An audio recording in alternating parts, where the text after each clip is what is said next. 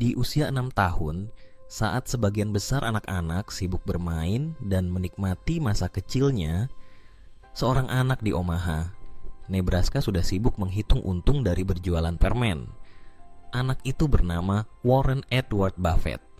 Siapa sangka, bocah kecil dengan insting bisnis luar biasa ini kelak tumbuh menjadi salah satu orang terkaya dan paling dihormati di dunia investasi. Warren Buffett lahir pada 30 Agustus 1930. Ayahnya, Howard Buffett, adalah seorang pialang saham dan anggota Kongres Amerika Serikat. Meski tumbuh di keluarga yang cukup berada, Warren tidak pernah dimanjakan. Justru dari lingkungan keluarganya itulah ia mengenal dunia keuangan sejak dini. Namun, bukan karena diajarkan oleh ayahnya, melainkan karena rasa ingin tahunya sendiri yang begitu besar terhadap uang dan bagaimana uang bisa tumbuh. Pada usia 6 tahun, Warren membeli satu pak permen karet berisi 6 buah seharga 25 sen. Ia lalu menjual permen itu satu persatu kepada tetangganya seharga 5 sen masing-masing, menghasilkan keuntungan 5 sen dari setiap penjualan. Pengalamannya menjajakan permen dari pintu ke pintu memberi pelajaran penting. Jika kamu bisa menjual sesuatu yang orang suka dengan harga lebih tinggi dari harga beli dan tetap membuat pelanggan senang, maka kamu bisa menciptakan bisnis. Dari situ, Buffett kecil mulai menyukai sensasi mendapatkan uang dari hasil jerih payah dan kecerdasannya. Tak lama setelah itu, Warren mencoba peluang baru. Ia membeli sekaleng Coca-Cola berisi 6 botol dengan harga 25 sen, lalu menjual per botol seharga 5 sen.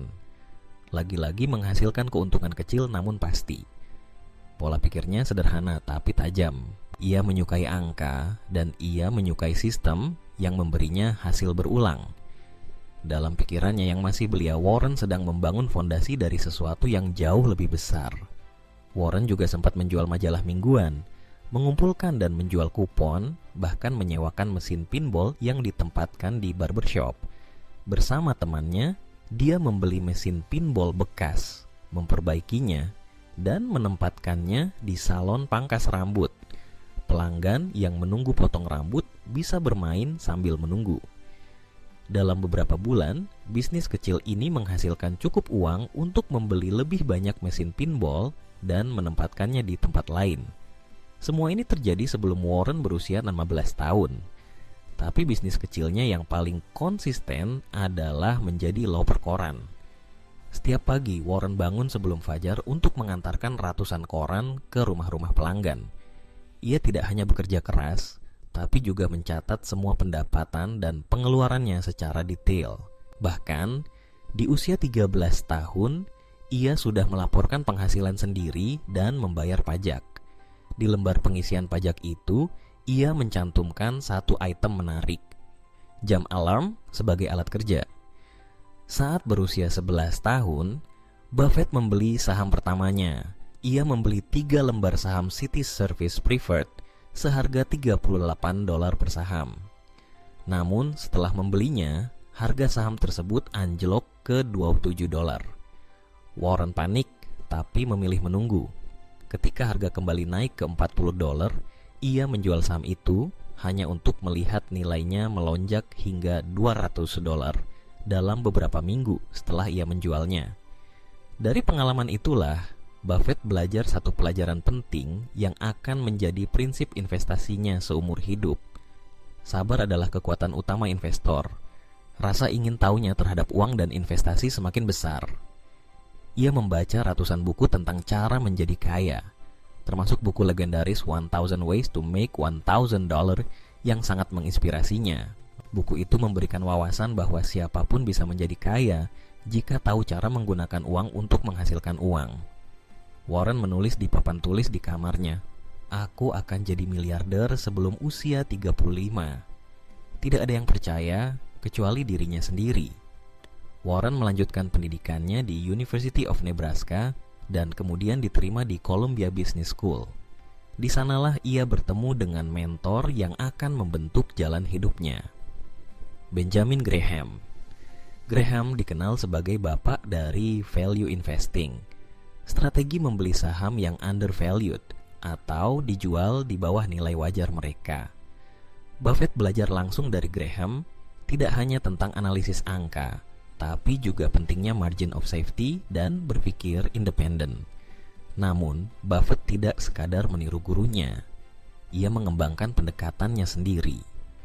Jika Graham hanya membeli saham murah, Buffett mulai mencari bisnis yang bagus, dikelola oleh orang jujur, dan bisa bertahan dalam jangka panjang, bahkan jika harganya tidak terlalu murah.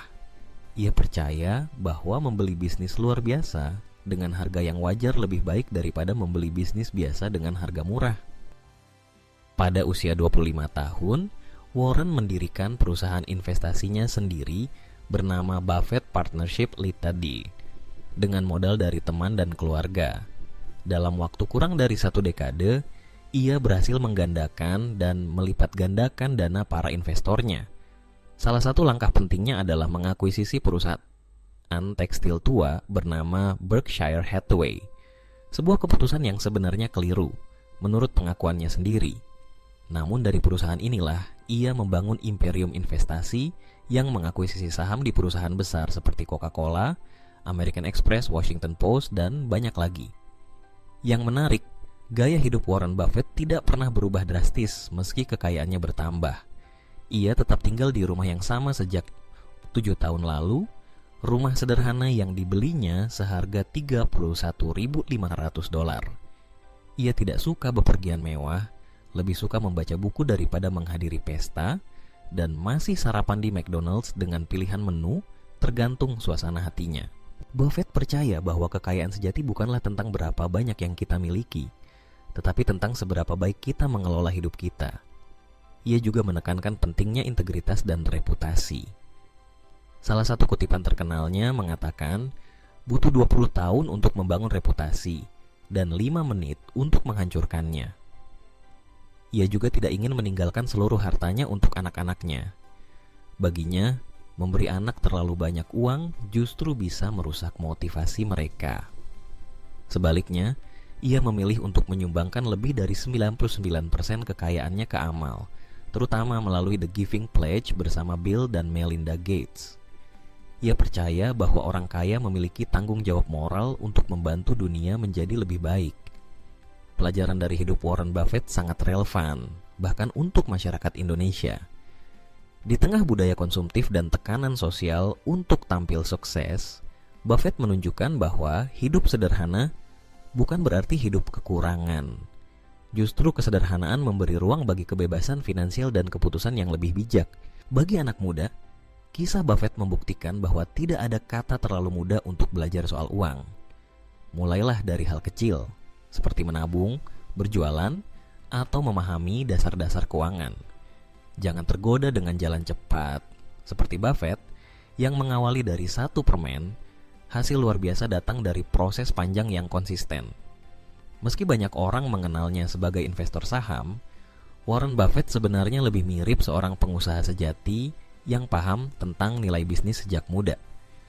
Salah satu hal yang jarang diketahui orang adalah bahwa Buffett pernah membeli 40 hektar tanah pertanian saat masih berusia 14 tahun dari hasil tabungan mengantar koran dan bisnis kecilnya. Tanah tersebut kemudian ia sewakan kepada petani lokal dan ia mendapatkan penghasilan pasif dari situ. Ini menunjukkan bahwa sejak belia, ia sudah memahami konsep aset produktif, membeli sesuatu yang bisa menghasilkan uang secara berulang, tanpa perlu kehadiran aktifnya. Buffett juga memiliki kebiasaan yang luar biasa, membaca setiap hari selama berjam-jam. Ia mengaku menghabiskan 80% waktunya untuk membaca laporan tahunan, buku ekonomi, dan artikel bisnis. Dalam satu wawancara, ia pernah menunjukkan tumpukan dokumen yang ia baca setiap hari dan berkata, "Beginilah cara pengetahuan bekerja." Ia menumpuk seperti bunga majemuk. Filosofi ini sejalan dengan prinsip utama dalam investasinya, bahwa ilmu pengetahuan adalah aset yang nilainya tumbuh seiring waktu. Selain itu, Warren Buffett memiliki gaya komunikasi yang unik. Ia bukan pembicara flamboyan seperti banyak tokoh sukses lainnya. Sebaliknya, ia justru menggunakan bahasa sederhana, analogi kehidupan sehari-hari, dan humor. Hal ini membuat pesannya mudah dipahami oleh siapa saja, dari mahasiswa ekonomi hingga ibu rumah tangga. Contohnya saat menjelaskan risiko dalam investasi, ia pernah berkata, "Hanya ketika air surut, kamu akan tahu siapa yang berenang tanpa celana." Kekuatan Buffett bukan hanya pada kecerdasannya dalam mengelola uang, tapi juga pada kemampuannya memilih orang yang tepat. Salah satu keputusan terbaiknya adalah merekrut dan mempercayai manajer hebat seperti Charlie Munger, wakil ketua Berkshire Hathaway, dan berbagai CEO perusahaan anak yang dia akuisisi. Buffett tidak ikut campur dalam operasional sehari-hari, namun memberi kepercayaan penuh kepada orang-orang yang ia anggap kapabel dan jujur. Ia percaya bahwa budaya integritas lebih penting daripada sistem kontrol ketat.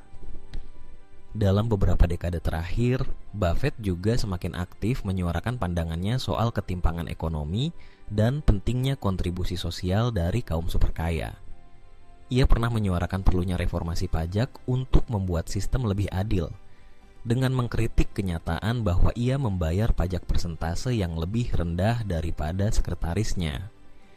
Kritik tersebut kemudian dikenal luas sebagai Buffett Rule, dan menjadi pembahasan penting dalam diskusi kebijakan publik Amerika Serikat.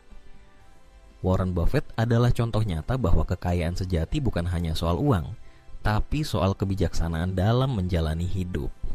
Dari permen karet yang dijual di usia 6 tahun hingga mengelola portofolio triliunan dolar, perjalanan Buffett membuktikan bahwa prinsip sederhana, kerja keras dan ketekunan adalah fondasi dari kesuksesan yang berkelanjutan.